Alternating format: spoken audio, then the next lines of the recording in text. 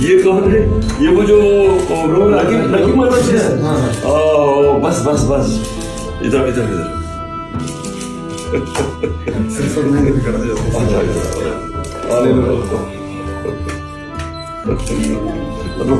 रो किस चीज के?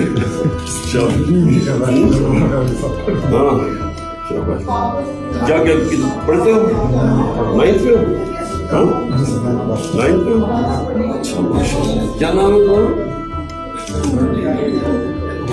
रोने की क्या बात है? अच्छा तो इसको हमने बाय द वे इसको हमने यंग पीटीआई को अभी से इन्वेस्ट कर देना है। हाँ ये जो जिसमें इसमें पैशन आ रहा है ये बिल्कुल ठीक है। यूथ के बाद नया में बना रहे थे।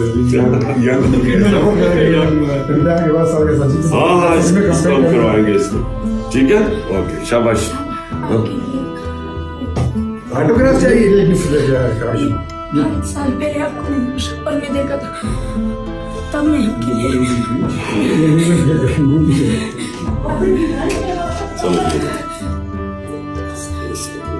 चलो ये लो इधर।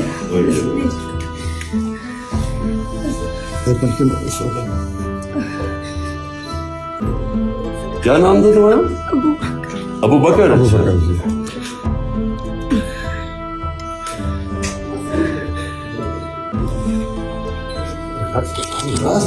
बस तुमने इंशाल्लाह बड़े काम कर रहे हैं बड़े होके, समझ गए ना? ओके शाबाश। चलो चलो जाओ।